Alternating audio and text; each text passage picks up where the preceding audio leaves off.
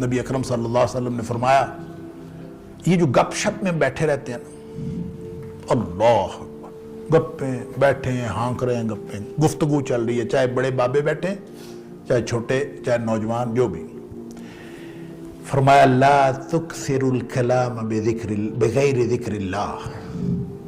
لوگو ایسی گفتگو، ایسی گپ شپ، لمبی لمبی گفتگو وہ نہ کیا کرو بغیر ذکر اللہ جس میں اللہ کا ذکر نہ ہو. ایسا نہ کیا کرو. کیوں؟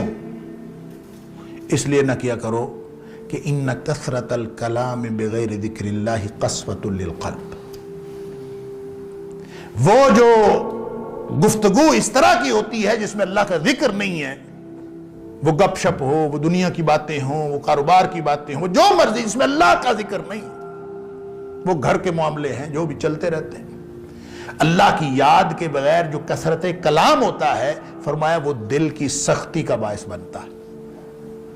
وَإِنَّ أَبْعَدَ اللَّهِ القلب القاسی. اور اللہ کی لعنت اس شخص پر ہوتی ہے جو اللہ سے سب سے زیادہ دور ہوتا ہے، وہ سخت دل والا ہوتا ہے.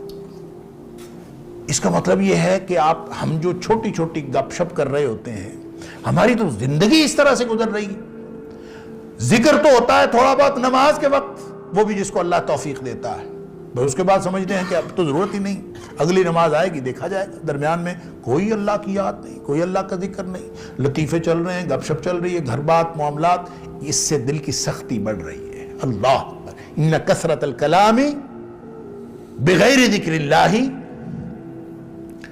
قسوۃ للقلب. یہ دل کی سختی ہے، اور جس کا دل سخت ہو گیا وہ ابعد الناس من اللہ، وہ اللہ سے سب سے زیادہ دور لوگوں میں سے وہ ہوتا ہے. اور ابعد کا مطلب ہوتا ہے رحمت سے دوری، اور جو رحمت سے دوری ہوتی ہے وہ لعنت ہوتی ہے. تو سب سے زیادہ دور اللہ کی رحمت سے وہ کون ہوتا ہے؟ القلب القاسی، سخت دل والا ہوتا ہے.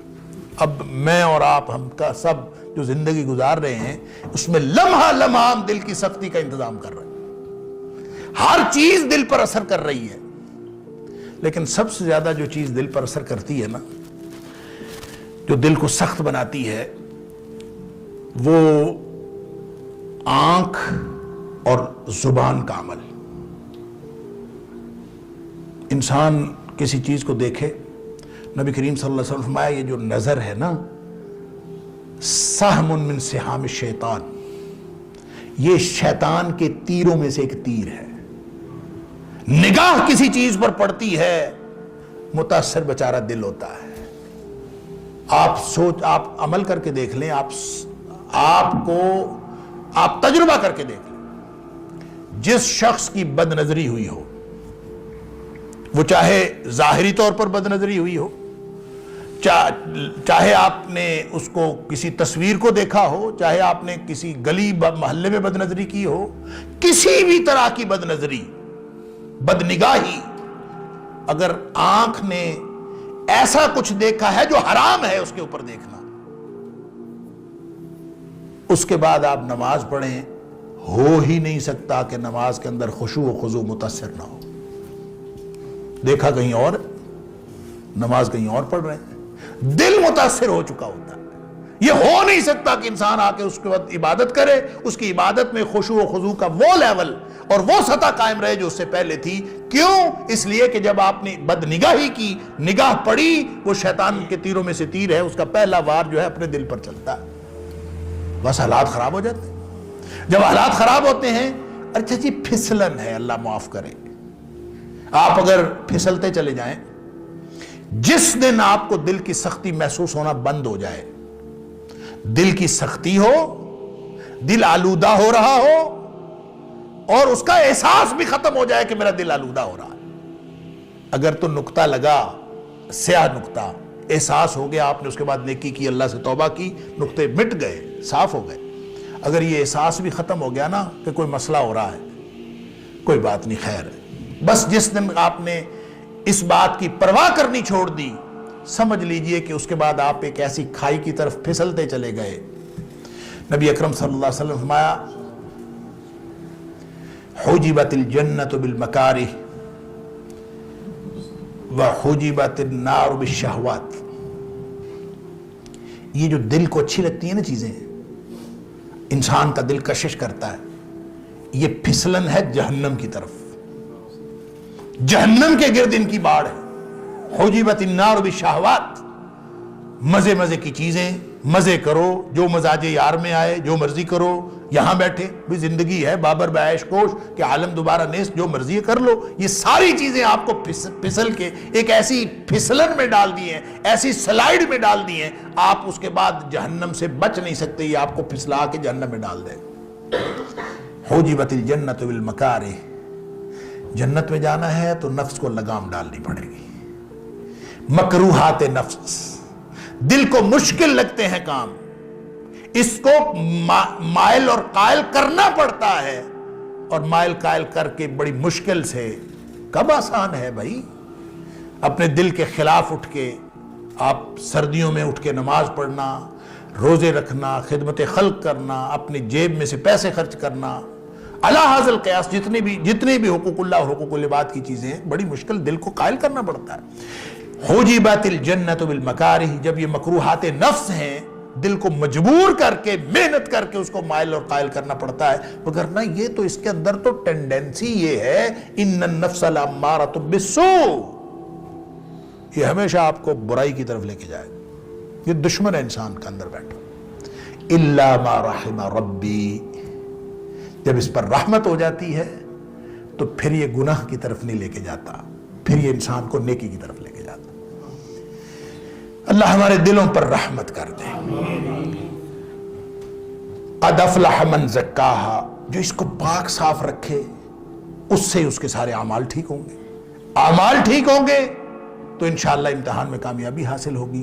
اور اگر اسی کو پاک صاف نہ رکھ سکا، یہی آلودہ ہو گیا، زنگ لگ گیا، تو پیچھے کیا رہ گیا؟ اللہ اکبر. قد خواب من دساہا، میں عرض کر رہا تھا یہ جو دساہا ہے نا، اس کا ایک معنی تو آلودہ کرنا ہے، اس کا ایک معنی ہے دبا دینا.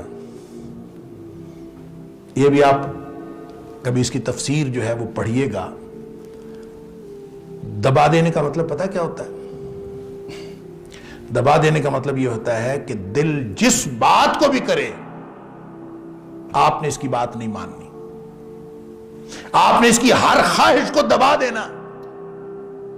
قرآن کہتا ہے کہ اس کو دبا دینے والا بھی نامراد ہے. آخر اللہ نے دل بنایا ہے، آخر اللہ نے جسم بنایا ہے. وَإِنَّ لِجَسَدِكَ عَلَيْكَ حَقًّا، حق ہے اس کا. لہذا اگر بھوک لگی ہے، دل چاہ رہا ہے کہ میں نے کھانا کھانا ہے، آپ کہیں کہ تجھے کھانا نہیں دینا، یہ دساہا ہے. اگر آپ کو شہوت کی اشتہا ہے، آپ جوان ہیں، جن سے مخالف کی ضرورت ہے، آپ کہیں کہ نہیں شادی کرنی، دساہا ہے. قد خواب من دساہا. اسلام نے ایسی کوئی تعلیم نہیں دی کہ آپ اپنی جائز خواہشات کو بھی دبا دیں. نہیں، اسلام نے اس کے لیے چینل دیا ہے. حرام کو چھوڑیں، حلال استعمال کریں. اللہ نے کوئی چیز ایسی نہیں رکھی جس کے لیے حلال کا کوئی راستہ نہ رکھا ہو. اور اگر آپ کا دل کرتا ہے آپ حرام کام چھوڑیں، حلال کا راستہ اختیار کریں. وہ حلال کا راستہ اختیار کر کے جب خواہش نفس پوری کریں گے تو اس میں بھی ثواب ہوگا. نبی پاک صلی اللہ علیہ وسلم فی بضع احدکم صدقہ، تم اگر تعلق زوجیت قائم کرتے ہو تو اس میں بھی ثواب ملتا ہے. صحابہ حیران ہو، ایک آدمی خواہش نفس پوری کرتا ہے، اس کو ثواب کیسے ملتا ہے؟ اللہ اکبر. نبی اکرم صلی اللہ علیہ وسلم فرمایا اگر وہ حرام کاری کرے تو گناہ نہیں ملے گا؟ ملے گا. جب گناہ ملے گا حرام کاری کرنے سے تو حلال کاری کرنے سے ثواب کیوں نہیں ملے گا؟ لہذا مومن کا جو کھانا پینا سونا جاگنا سب ثواب ہے. یہ سوتا ہے اپنے آرام کے لیے، جسم کے آرام کے لیے، چونکہ وہ مومن ہے، چونکہ اس نے اپنے سارے معاملات کو حلال کے دائرے میں محدود کر لیا ہے اور حرام سے بچنے کا تہیا کر رکھا ہے، اس لیے اس کا سونا جاگنا بیٹھنا اٹھنا سب ثواب بن جاتا ہے. لہٰذا اس جسم کو، اس دماغ، اس دل کی خواہش کو دبانا مقصود نہیں ہے، اس کو اس راستے پر رکھنا مقصود ہے جو راستہ اللہ اور اس کے رسول صلی اللہ علیہ وسلم نے دیا۔ دیکھیں سادہ سی بات ہے، اللہ تعالیٰ نے قرآن میں فرمایا کہ تم ایسا کرو کہ میں نے دل ایک صاف ستھرا ایک سٹینڈرڈ پہ تمہیں دیا، تم ایسا کرو کوئی نیا کارنامہ سر انجام نہ دو، کچھ بھی نہ کرو، صرف وہ دل اسی حالت میں میرے پاس واپس لے آؤ، کم از کم اس کو گدلا تو نہ کرو، کم از کم اس کو آلودہ تو نہ کرو، اس کو آلودگی سے بچا کر ویسا ہی میرے پاس لے آؤ۔ اللہ اکبر، یوم لا ینفع مال ولا بنون الا من اتی اللہ بقلب سلیم۔ فرمایا اس دن نہ مال کام آئے گا نہ بیٹے کام آئیں گے، کام یہ آئے گا کہ صحیح سلامت دل واپس جا کے اللہ کے سامنے سپرد کرتا ہوں۔ الا من اتی اللہ بقلب سلیم، جو صحیح سالم دل لے کے آ گیا، جیسا اللہ نے سٹینڈرڈ پہ دل دیا تھا اس نے اس کو آلودہ نہیں ہونے دیا۔ قد خواب من دساہا ہے نا، جو اس کو آلودہ کرے گا وہ نامراد ہوگا، اس نے آلودہ نہیں کیا بلکہ اس نے یہ کیا قد افلح من زکاہا، اس کو اس کا تزکیہ کرتا رہا، اور تزکیہ کا کوئی طریقہ اور نہیں ہے۔ تزکیہ کا طریقہ کس نے بتایا؟ یہ آپ بیٹھ جائیں اور خاص قسم کے چلے کاٹنے شروع کر دیں تزکیہ نفس کے لیے۔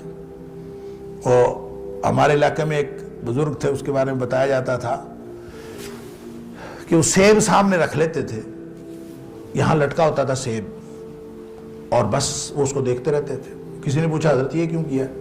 کہتا ہے یہ دل کرتا ہے اس کو کھانے کو، تو میں اس کو دکھاتا ہوں اور کھانے نہیں دیتا تاکہ اس کا تزکیہ ہو۔ حد ہو گئی ہے۔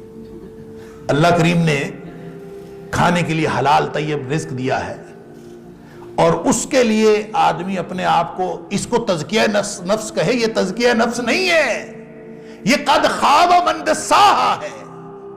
تزکیہ کیسے ہوگا؟ لقد من اللہ علی المؤمنین اذ بعث فیہم رسولا من انفسہم یتلو علیہم آیاتہ ویزکیہم۔ تزکیہ کا طریقہ اور تزکیہ کرنے کے لیے نبی اکرم صلی اللہ علیہ وسلم تشریف لائے، لہٰذا ہر وہ چیز، ہر وہ بات تزکیہ کی ہے جو نبی پاک صلی اللہ علیہ وسلم نے بتائی، اس سے دل کا تزکیہ ہوتا۔ اور اگر انسان کوئی اور کام کرے جو خود ساختہ ہو تو تزکیہ نہیں ہوتا، اس سے دل مزید آلودہ ہوتا ہے، یا اس کو اس کے سارے جو خیالات ہیں ہم اس کو دبا دیں گے، حلال جذبوں کو بھی دبا دیں گے، تو یہ بھی آپ کے لیے نامرادی کا باعث بن سکتا ہے۔ اللہ تعالیٰ معاف فرمائے۔